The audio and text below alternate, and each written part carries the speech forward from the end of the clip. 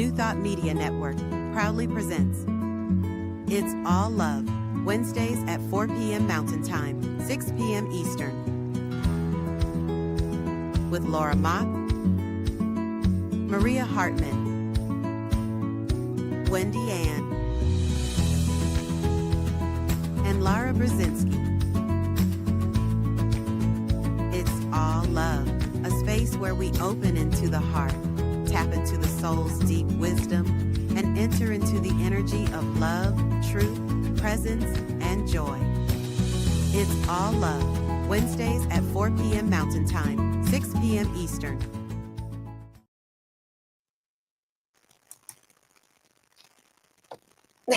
Hello. Hello. Hello. Welcome, everybody. Hi, Laura. Hi, Maria. Do you want me to? Okay, so welcome to It's All Love. We are here, the two of us today, sending love to Wendy and Laura that need to be elsewhere today. So we are all about love and the frequency of love and the knowingness that is of love that has no opposites. And so we know that extensions of love, another way of saying that, is presence and truth.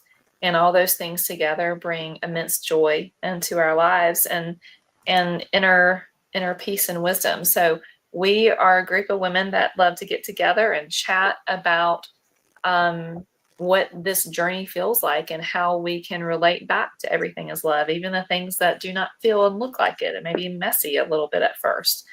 And so we believe deeply that everyone that listens, everyone out there has deep inner soul wisdom. And it's about supporting one another and tapping into that. It's truly a gift to be here with my girls and anyone that's listening. And we're going to just dive in because the first thing we honor is a meditation at the beginning, a centering meditation to go deep within ourselves and just really bring into the presence love and truth. And again, being here right now. So unless there's anything else, Maria, that I have forgotten, we're going to just dive right in. And so we invite you to center with us. And I know that some people meditation, sometimes it's walking and movement meditation, and sometimes it's just quieting the mind. And so if you've never experienced a guided meditation before, we're going to see what comes out today, what the intention is for us and everyone else.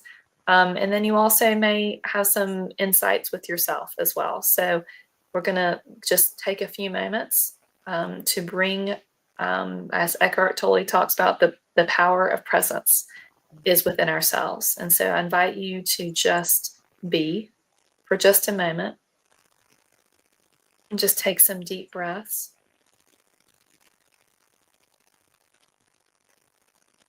And take a few moments to recognize that you are here right now.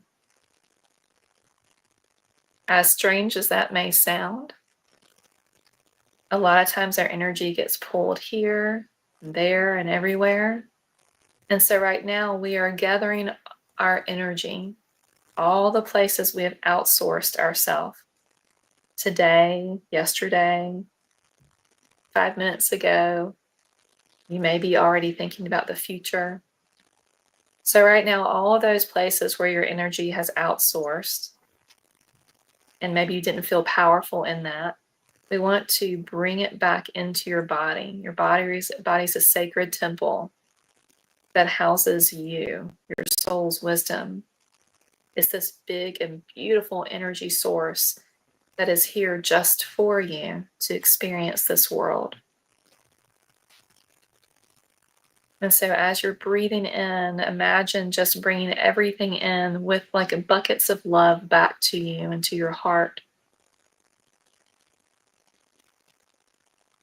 And as you begin to feel your body alive, and maybe it was already there, but if not, bringing all this energy back, maybe focusing on your heart center and again, feeling that aliveness inside of you.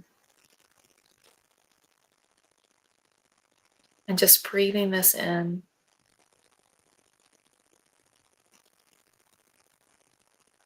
And now we want to offer, when we give from a place of wholeness and presence and being in our body of truth and love, it does not feel like our energy has leaked. It does not feel like we have outsourced ourselves and we're drained.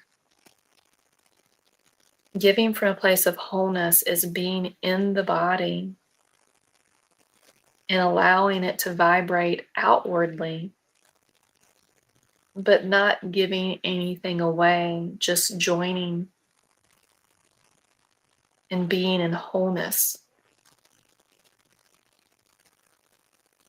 And so anytime that you may feel you're not in that wholeness, take a moment and pause. Laura is so great about talking about that. Pausing and bringing your breath back into your body and reminding yourself that you are here right now and this is where your power is, and bring it closer to you. And let that feeling soak deep inside through the breath, through the awareness. And then after the pause, you can be in the space that you're in, and you can even tell yourself, acknowledge and give yourself the directive: I am whole, and I offer experiences from a place of wholeness. I first support myself, and then from supporting myself from a place of wholeness, I can give back, but I'm not giving away. I can offer from a place of wholeness, but I do not have to give away my wholeness to help other people feel whole.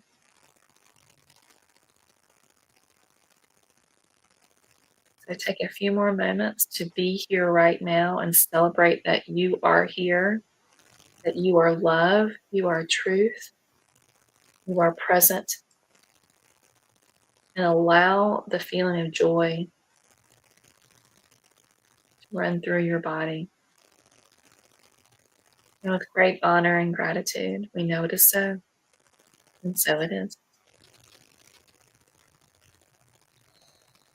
So taking some deep breaths and back into the room. That was interesting. I don't think I've ever done that meditation before like that. Well, I loved it so much, actually. It reminded me of sometimes when I do energy work with people, we start with a meditation, a brief meditation. And for people who are just starting out with meditation, it is sometimes like they believe it's a little tricky, but it could be as simple as something, a version of what you did. And Yeah. what I visualize is like you as the sun, right? And every thought and action, and mostly thoughts, but every time you send a thought out to something, it's like a ray of sunlight goes out, right? Ray of sunlight, ray of sunlight, ray of sunlight, until you're this big, beautiful sun. But then at the end of the day, you pull all that back into center. And that's what your meditation reminded me of, was just I that love that simple visual of pulling it all. Like, it's okay that all these thoughts and everything came out of you and spread out of you, but at the end of the day, pulling them all back into that, just that round sun, that round full sun. Yeah, I agree.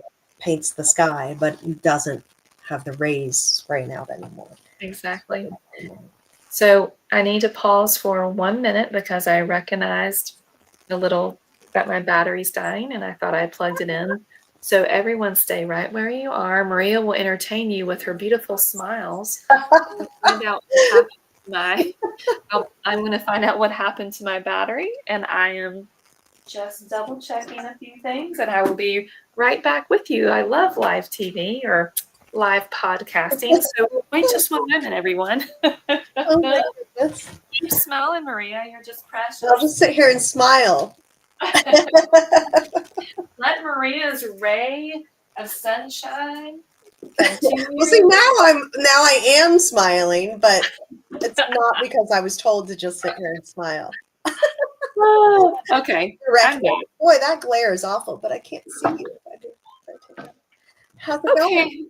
Okay. You back? I'm back. All right, it's working now. Is it plugged in? Everything good? Let's get back. Let's get back to the Yeah, sunshine. pull all Okay. those rays back in, right? Take a moment and bring it all back in.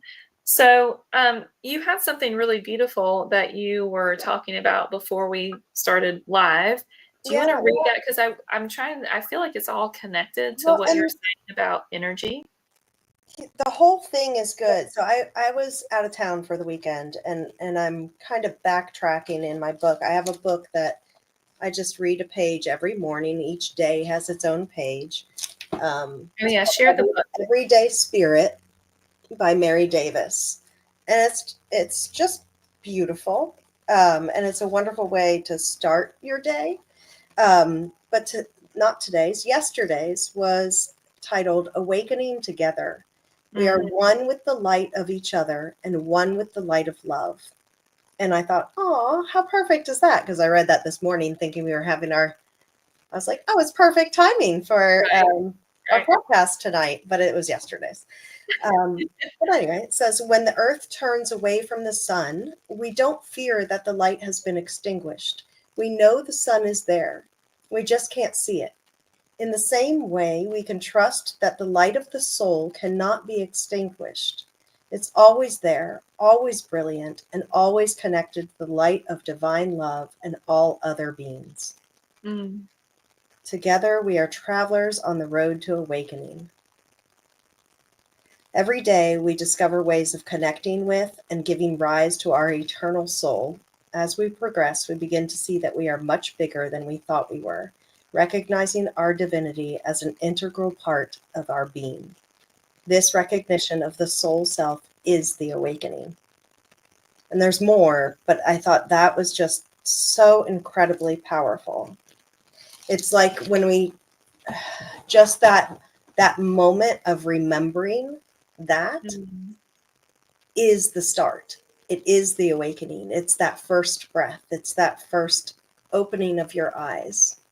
And then And from there, everything else seems to start to unfold. It's just, how would you describe it's that? What is that for you? Like, what is that? What is the that? What is the remembering? What is, because I have my own theories about that or my okay. own Well, experience. But what is Let's see if they what can is happen. the what is the that for you? Let me put this aside. But for me, the remembering is the true understanding that first and foremost and at the core of us is our soul. And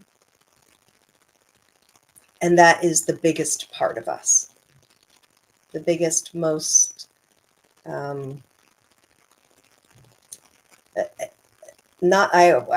I'd hesitate to say the most important part of us, because this life is very important. You know, the lessons that we learn, the love that we give and share, and all that is really important. But I believe that the soul itself, me as soul, is the remembering. That's the remembering. That's the awakening. Because And it, once you truly know that and remember that and understand that, then every other part of your life begins to fall into place and the perspective changes. so it sounds like to me we talk a lot how it would be impossible not to talk about it's all love and the frequencies of what we're talking about without the self-worth piece, right? Everything goes back to self-worth. We say that all the time. So when you're remembering that everyone listening, everyone's going to listen, everyone but you look in the mirror and be like, you are a divine soul. Mm. You are like that. If you really can begin to fathom that, how could you ever see yourself? How could you ever see yourself not worthy Yeah. of Yeah.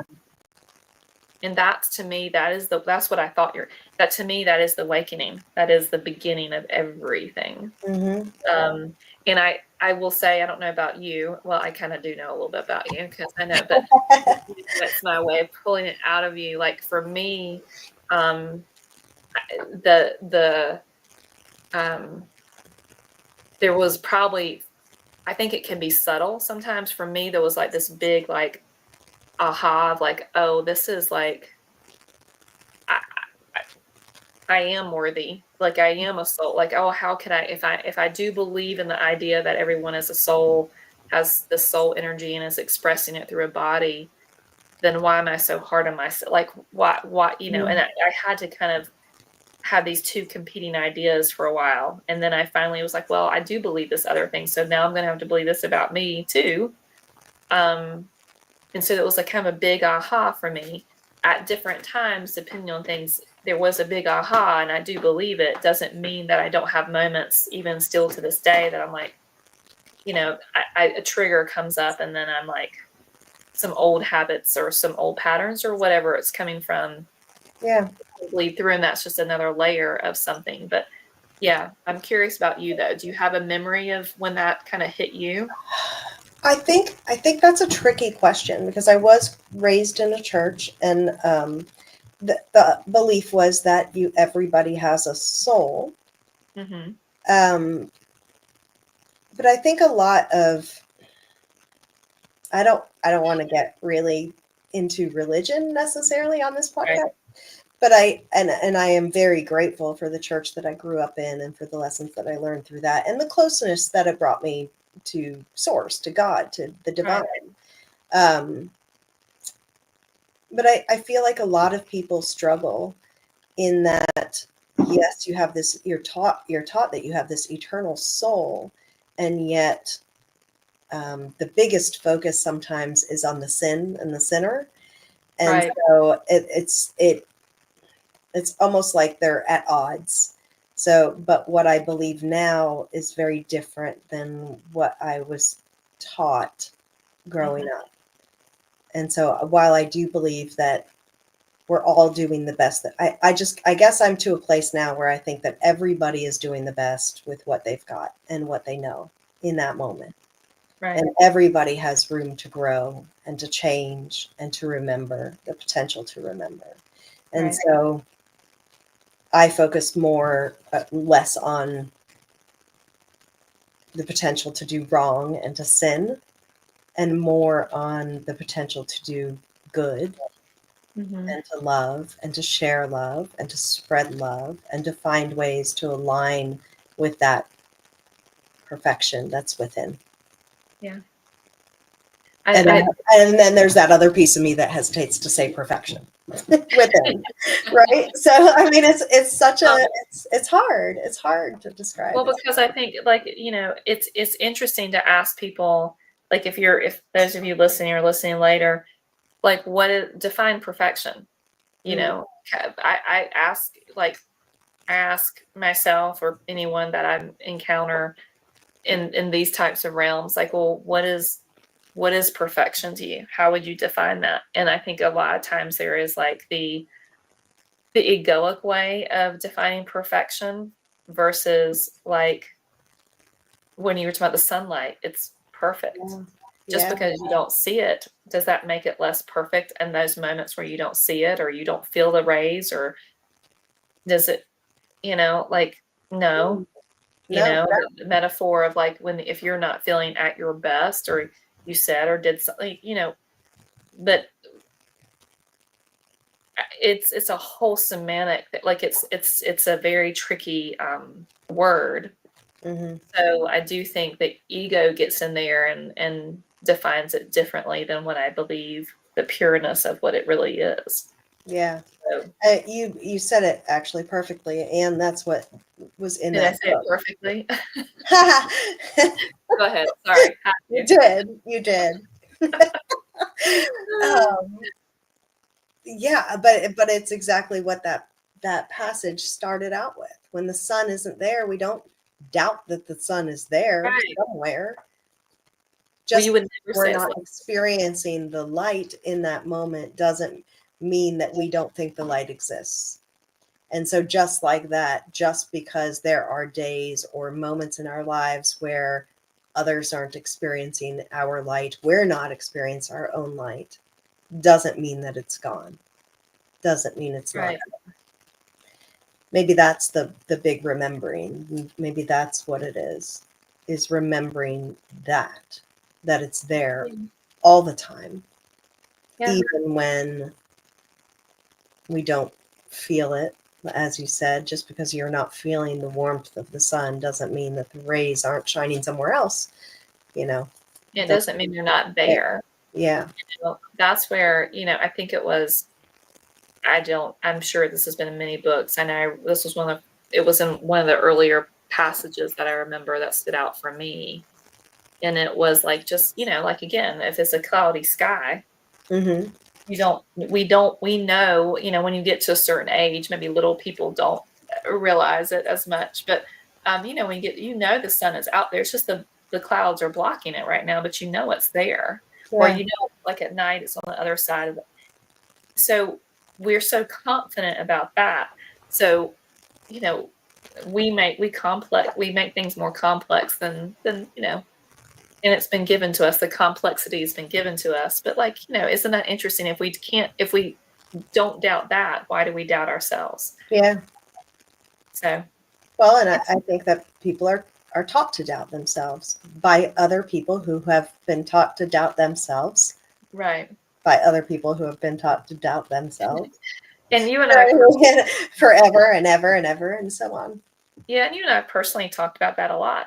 You know what I mean? Like what it feels like to have, and we don't have to, even though I don't think they're going to be watching anything right now but the mother figures in our life, I should say, Yeah. wonderful, beautiful women that, struggle with self-worth and for good, and again, life circumstances, understandably why, Right. but how that impacts, how that generationally impacts everyone. So I think it's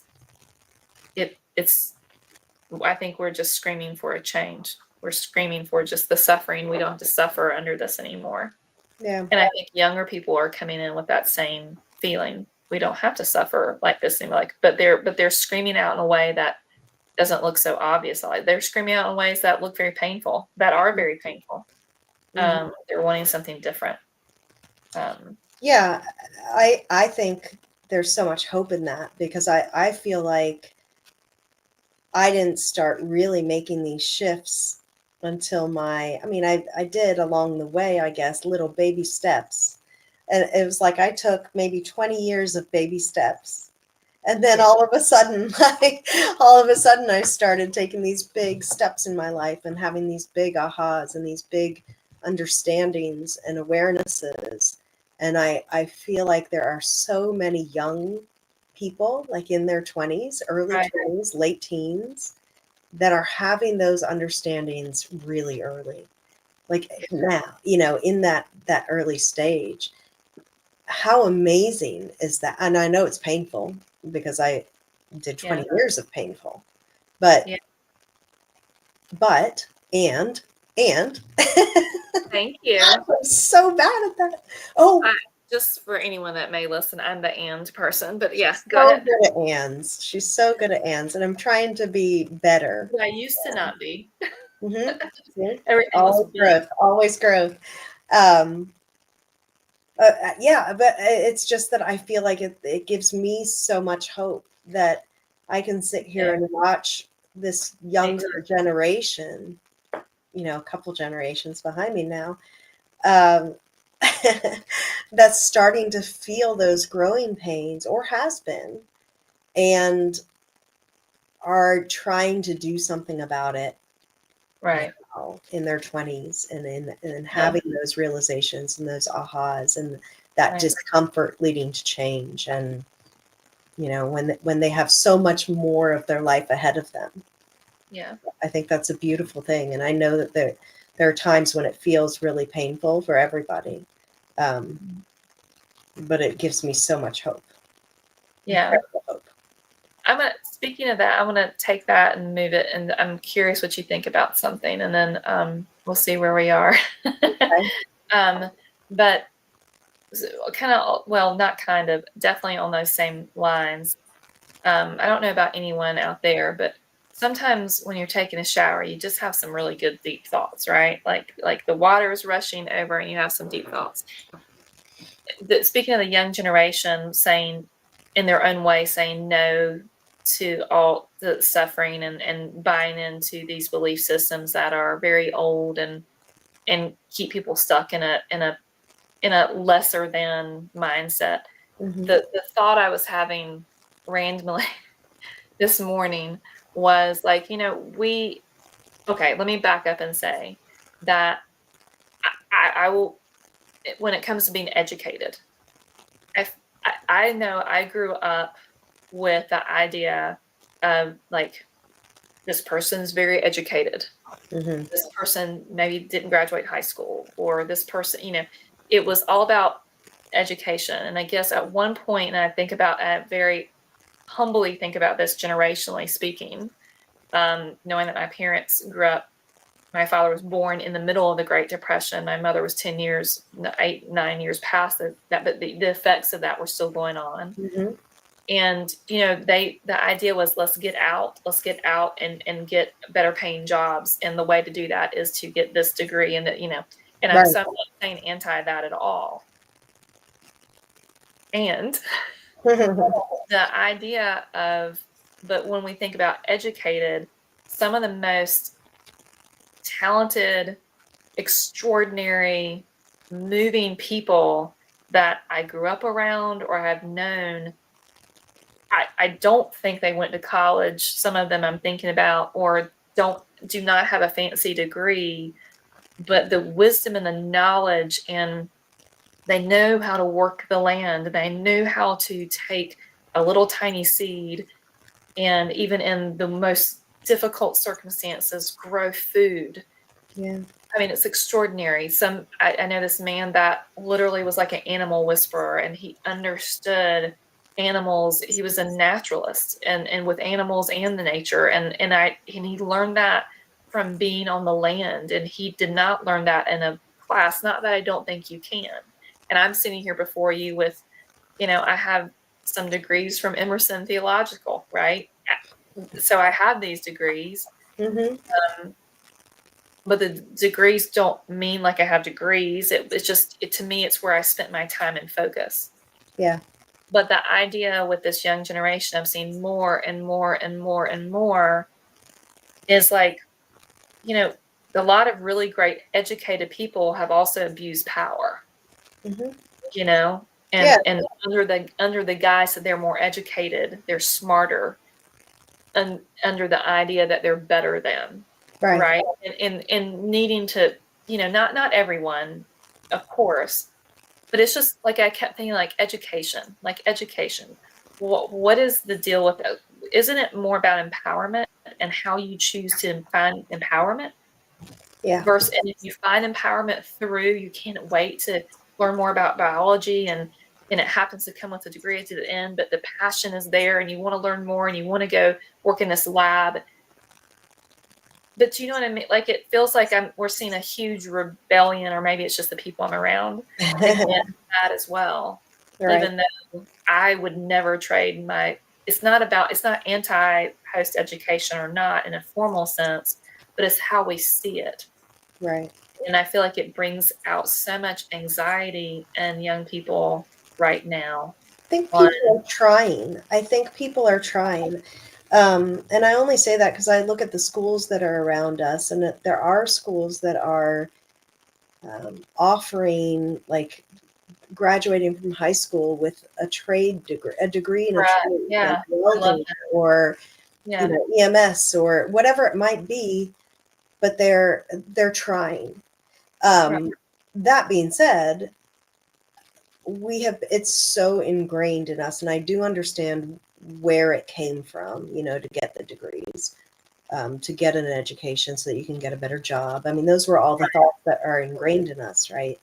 And then you look at some of the, even filling out paperwork, which I don't have to do for the first time this year, at the beginning of every school year, what's your parents' highest degree of education? Like, there is still a value placed on it on paper for some reason, even though we know that there are occupations out there that I don't know how to do, and I rely on people learning how to do those Absolutely. Right. All of us do. All of us rely on somebody who may have less education than I do, or you do, or whatever. Less Less education sense that of what the institution. societal, yeah, the institutional idea of education. Mm-hmm. And it's just, to me, it's like when I think about spirituality and it's all love, and I think about the youth and like self-worth and Yeah. all of this, the frequencies of this, to me, it's all directly connected to, like when we were talking about how we see the word perfection, like how you define that. Do you find that from the ego sense, or do you find that from like wholeness? Yeah. And education to me is the same thing. Like, what do you mean? Where do we kind of lost, maybe for desperate reasons and understandable reasons, but what the real meaning of education is, Yeah. and I think there's just so much pressure now, that I'm like, I just like opening up the conversation in the spiritual sense of like how powerful it can be to recognize and how we treat each other. And I have a client that is finishing a certification in a certain trade right now. And when he explains to me his classes, I mean, way over my head. Like, I don't understand. It's electrical. So I'm like, oh my God, you're giving me a head. But this kid who will have a 2-year certification, I think it's an associate's degree maybe is, I don't even know if it's officially that. I think they maybe just be qualifying as a certification. I don't know. It doesn't matter. Yeah. But like, I know initially he was like, I feel like I'm going to be less accomplished because I don't have this 4-year degree, or I don't have, like, I'm going to be seen as lesser than. Mm-hmm. And there's some truth in that in our society. But how powerful it can be to take education and empower it to be from your soul's wisdom, from your craving of loving, learning, and growing and expanding, versus it has to be a certain way. And we're, I don't know. And maybe that was a crazy tangent to go off of, but it's just something to think about, like for yourself, and if you have children, and just society as a whole, and looking at kids that are going through a lot of anxiety, depression. And it's like there's just a lot of pressure for them to find all these answers. And right now, isn't it just exploring and finding what you love, and Yeah. versus having to feel like you have to hold a certain hierarchical. I don't know. I just think it's just something. Is it possible? I guess we're kind of in this stage right now where it's painful, I think, for the people who are right in it right now, because we're on the cusp potentially for some big change, for some big changes. And, as you were speaking, I was thinking about my grandfather who, I don't think he had above a 5th grade education. He went to war when he was 12, for the first time, or whatever it might have been. Did you say that again? He went to war when he was 12? Yeah, when he stopped it. This was in Greece? In Greece, yeah. I think he lied about his age. I think because I found his papers. I mean, he looks like a 12-year-old, so I don't know. Right. I guess they didn't care that much. But to be in a room with him the rest of his life, the amount of joy and love that he exuded, that's what people felt. That's what people remembered about him. And it almost didn't even matter. He wasn't educated further than 5th grade, but he became a Marine. He went to multiple wars. He was a custodian when he moved to the States. People just loved him because he gave from his heart. He learned English, so yes, he didn't go past 5th grade, but he learned English in his 40s, In his 40s, where they say it's the hardest time to learn. Right. I mean, he wasn't, crazy fluent or anything, but he was fluent enough to be able to have a job, and for people to get to know him and to care about them, and so you look, I guess there's a part of me that says, well, how much is the education really worth in the end? Right. And that's a bigger question, because I also understand that in order to live in our society today, which is what these kids are struggling with, the kids who are coming up right now, Mhm. is it is expensive. Rent is It's ridiculous. I know. So how do we bridge that gap? How do we bridge the gap from understanding that maybe a 4-year degree in business isn't for everybody? Maybe some people do need to follow their interests, maybe everybody. But what if some people are following their heart's interests? If that kid can go and do his electrician, I'm guessing he's wanting to become an electrician, which is an amazing career, or has the potential to be an amazing career, but not a 4-year, it doesn't have to be a 4-year degree either. Right. So if that's what speaks to him and he is interested in and loves, who cares if it's a 4-year degree? Well, and that's kind of the point when you think about, like, when we think about things from a spiritual realm, in expanded consciousness, expanded awareness, Mm-hmm. and I've I've definitely been on the other end of conversations with you. And I were at a nature-based charter school. That's where we first met, and so we were already a little outside the box anyway with Yeah. how we were seeing education.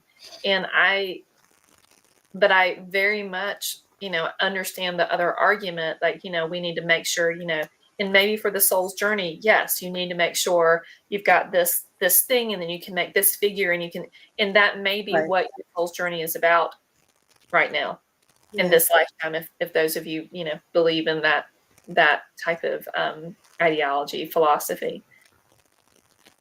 And Mhm. like, can you imagine when what if we're a soul, if we are a soul having a human experience, and there is all, if we're truly one, like if everything is all love, which is also implying that everything is one, everything is whole. Sometimes we may not always feel it or see it, but if you believe in that ideology that we're all one and we're all whole, Mm-hmm. then within your soul, you're connected to all of those things. And therefore, in your soul, there's all this wisdom, there's all this knowledge, there's all this knowingness, there's all this curiosity, there's more and more. And so tapping into that and coming from a place of internal connecting inside, which I feel like these kids are screaming for and being our teachers for too. Yeah. Then when that comes out, that kid be like, I want to be a doctor. And yes, you need to go to med school for that. Let do that. Please.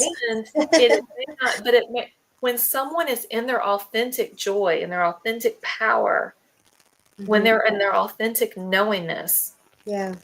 truly authentic, if we really believe in these spiritual laws, how could it not be giving and receive? How could you not be taken care of, so to speak? How Yeah. would it not be supplied? How, if you're being your authentic self and enjoy like your grandfather, like how things, the pathway will show itself. Your first step is your authentic power, Mm-hmm. your authentic self, like Gary Zukav talks about all the time. So to me, that's where I'm looking at education from that perspective of, and it starts with self-worth. It starts with, it's everything we've been talking about. Yeah. But anyway, just something that, like, how could it not be like that? And if there's the naysayers, I think that's important. I think questioning things are important. And if you're buying into this wholeness and oneness, and it truly is all love, then there's not going to be a divine explanation other than that. Yeah. There can be a human fear and human lack and human all this other stuff, Mm-hmm. which is part of the journey, but there is a but to me for that when it comes to Whoa. the law. Wow. If you believe in the spiritual law, then how could it be anything other? Yes. I know. It sounds idealistic, but is it? I don't know. I don't know. And I you know, I maybe I messed up my algorithm in clicking on articles and reading things. I know I did because What do you for mean? some The reason algorithm? I have seen multiple articles now. You know, we went through a few years where people are constantly talking about work-life balance, right? Yes. Yes. Um, and so these, I've read a couple of articles where heads of companies like Google or Hmm. whatever are saying, no, you can't have a 40-hour work week. It has to be like at least a 60-hour work week to be successful. And then that brings me to I don't believe that. I don't I believe really that. don't believe that. I don't Yeah. believe that because I also think that I believe that those people who have that much of an imbalance, unless what you're doing is what you love and Yeah. like, Yeah. you know what I mean? And maybe that Yeah. is their love of Right. their life. You know, But that I maybe think for that the is sake where of they this find. conversation, you're talking about where it's not that. Yeah. Right. Yeah. Right. And if you listen to, other people where there have been so many articles, so many interviews, so many people have recorded at the end of people's lives when they look back and say, the highs and the lows, Hmm. what matters and what didn't matter. What Yeah. mattered were those relationships that you made along the way. What Right. didn't matter was an 80-hour work week. Right. And so I guess, but I think we're just in that period of flux right now where maybe all the sides, maybe all the Hmm. black and white is showing up so significantly because we need to do, because it's an opportunity to do something different. Yeah. And again, I think, the younger, like we were talking about, the younger generation are screaming for it, Yeah. are begging for it. Mhm. I don't know about you, but I remember, oh, like my mom spending hours and hours ironing clothes. Mhm. Not me, my mom, yes. Yeah, I know, not you. And I don't think you're wrinkly. I'm just being honest. I don't. But I remember, and again, I maybe dry cleaners probably did exist in the little country town I grew up in, Mhm. but I also it's an expense that you don't. But again, and there weren't wrinkle, and I get it, there weren't wrinkle free. Sure, but the Right. amount of hours that she spent over that, and then part of Right. me is like, well, was it also meditation for her? You Right. know. But it's like I remember watching it as a kid, thinking, I don't want to do that. Mhm. I don't enjoy that. I don't want to do that. But again, I'm always surprised. Like I don't know what I don't know, but I just think there's a lot of opportunity to make decisions, and I think it's healthy to question things. And Mhm. I think it's again when we get into the spiritual realm of presence and truth and love and joy, what does it mean to be in those frequencies?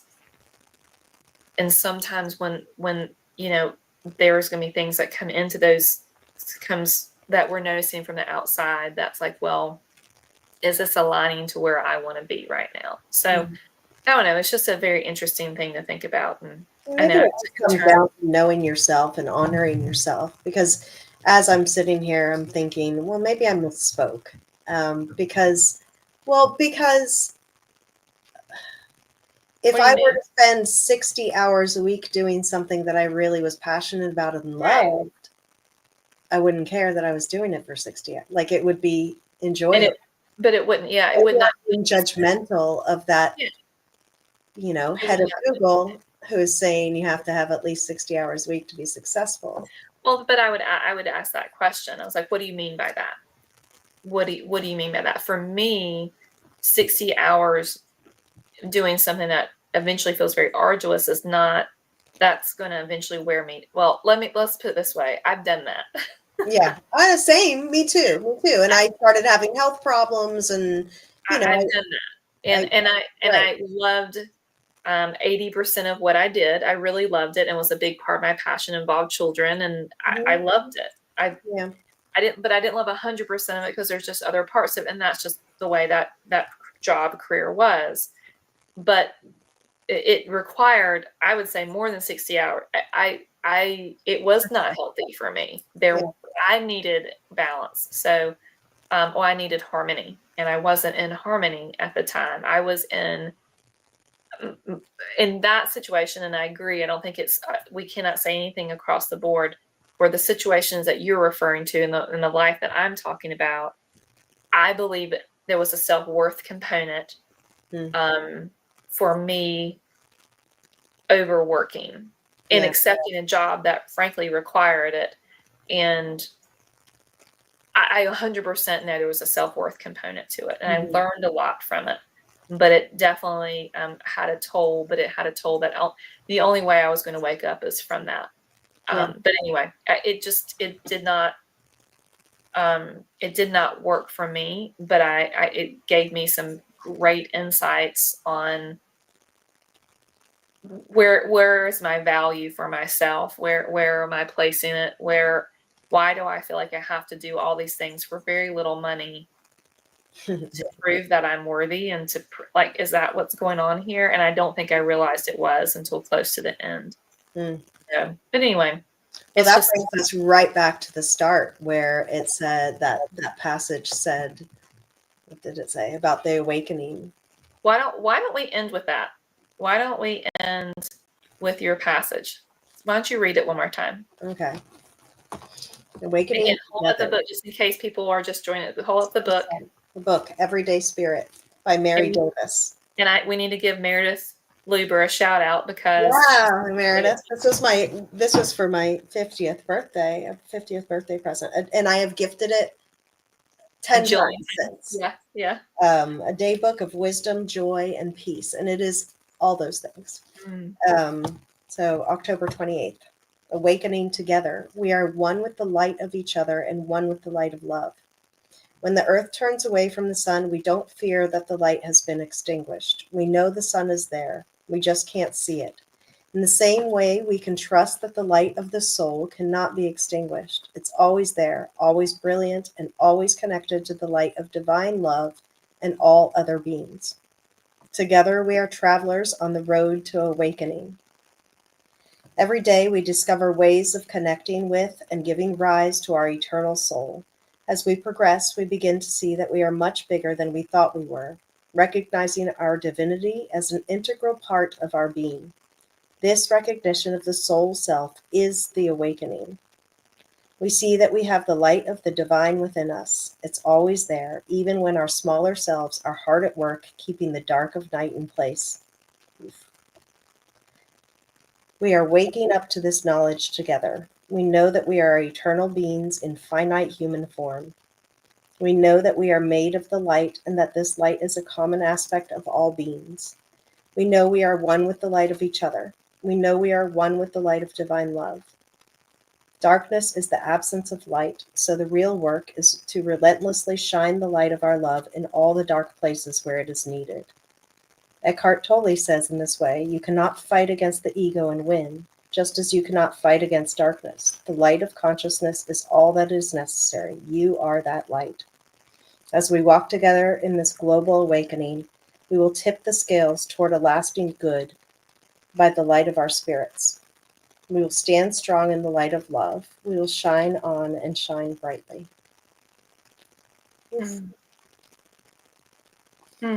I hadn't even read that whole thing today yet, so that was nice. So what if we may end a little bit early, so what if we, end with just the closing of if those of you that are out there, maybe you're just in the ether and you're feeling this, you may listen to it later. If just for a moment, and we questioned a lot of things today and just talked about like hierarchy and what does perfection mean? What does educated mean? What are those? What is authentic power within this? And it doesn't mean we always have all the quote unquote answers, but it's just the willingness to recognize ourselves as love, as light, as a soul having a human experience. And so what if, and I've been told this can be hard sometimes for people. I know at one point it probably was very difficult for me to do as well, and we've probably repeated it many times on this podcast, but go in and look in the mirror and really look at yourself, and look at yourself where you're no longer looking at what you consider flaws, what you consider not perfect, and keep looking. And maybe it takes several times to look in the mirror and do this. I feel like this is almost like a Louise Hay thing, even Yeah, I though was thinking that. no version of that. Yeah. And just keep looking and keep looking beyond what you've been told is your limitations or whatever. Your body is a limit. And then keep looking until you see something loving looking back at you. Mm. And recognizing you really are that. That energy is not caring what you did or did not do. It's not caring how much money you make, how what you drive, or your titles or that you have or do not have. It doesn't care some of the what you would consider big mistakes you made when you were a teenager or last week. It doesn't care in a way that, and I am going to say this, that I believe that some traditional belief systems would tell you otherwise. I understand. I think that's a big confusion of things. But I'm saying, we're saying, and I think we have a lot of spiritual teachers and belief systems that say the same thing. It's like, there's then something in the sky keeping track of all your mistakes. Yeah. What if the only thing that they're noticing is just the light in your eyes? What if it is the light that is also their light, the God, the divine source? What if that's what it's noticing? And have you ever imagined, like, what if the only thing it resonates with is love, frequency of love? So then every time you smile at a stranger, oh, that's noted. Or every time you pet your cat, or and there's just that, or you receive a hug or you give a hug. I mean, we're not talking about giving millions of dollars, which I think is also wonderful. If you have it, give it. But we're talking about the simple things. What if those are the things that really are resonating? And there's so much more than I think people realize about themselves. Yeah. We've talked about that so much. I think that's the big thing, is that, when we love ourselves, when we see that light in ourselves, we're able to finally see it clearly in others. Not the masks of it, not the judgments of it, and somebody else fulfilling our ideals, but we're actually able to see through that and see that light. And then every act of kindness, every act of love just amplifies that and spreads it and shares it. And I love that what you just brought to mind is, what if love, what if God, rather than keeping track of all those sins and mistakes and whatever, is actually just looking for those moments of That's love. all. Yeah, it just resonates with that. Yeah, It's so beautiful. So many teachers of mine, mentors, God is purely just simply love. Yeah. And that's it. So if that's the frequency. Those are the moments you're in alignment. Yeah, simple. Mm. All right, Maria, I think that's our time. I think so. I love that. Wow, Well, what a beautiful ending. And I'm so grateful for being here with you always, and being in this community. Even if you're out there and you're in a community that, you may feel like you're in a community of one. Mm-hmm. If you go look in the mirror, you'll recognize you're a community of more than that. And that may be the beginning of you allowing your worth to come out and shine. Because there are people looking for you just as much as you're looking for them. Yeah. So again, we are a part of Vistara School of Inner Wisdom. Oops. And I beat you to Did it. it? Oh, you did it. Yeah, Well, let me do this one. you. Usually Laura is our beautiful producer, but we wing it. We do our best. Um, sorry. And this is a school this is a community. We do have offerings from time to time and do things. A lot of things we do that, are free. That's just a part of a community because that's what we believe in deeply. And it's here to, whatever you see in me, I see in you. That kind of vibe. That's what we do. And then Laura, who's got, I won't say more than this. She's got some exciting things coming up, and we were going to do that tonight, but it was the alignment did not align for that tonight. But next time, maybe you'll hear more about what Laura has going on. But she's a beautiful coach, and she so deeply believes, especially in women and helping women be empowered, to everything we've been talking about. And she has a journey she shares about herself just as much as we have our own. And then again, like all of us, we love to pay it forward. So that is really what we're all about. So thank you all for being here. And it is truly all love, even the things that may not feel that way at the time. There is light in that somewhere. And go look in the mirror and see your light. This little light of mine, I'm going to let it shine. I could do that more Southern, but I will spare you. That was already. That was my favorite. What now? That was my favorite growing up. I think Laura and I think it was last podcast, we talked a lot about I that think too. I think I was Or maybe there. that was, I don't know when that was. we talk about it a lot, but it's one of my favorites. Maria, do you want to take us out? Yes, and also we should just give a little shout out to, and it's about to, I think, in the outro, but New Thought Media Network. Thank you so much for hosting us on this platform. I think we have. We'll see you next time, right? Yeah. See you next time. Okay. Bye, everybody. Bye. On behalf of everyone at New Thought Media Network, thank you for being a member of our virtual family. Your financial contributions help share the New Thought message with people from around the world. Please visit and contribute at www.ntmedia.org/donate. New Thought Media Network, come be you. And please like, share, and subscribe. Until next time, peace and blessings.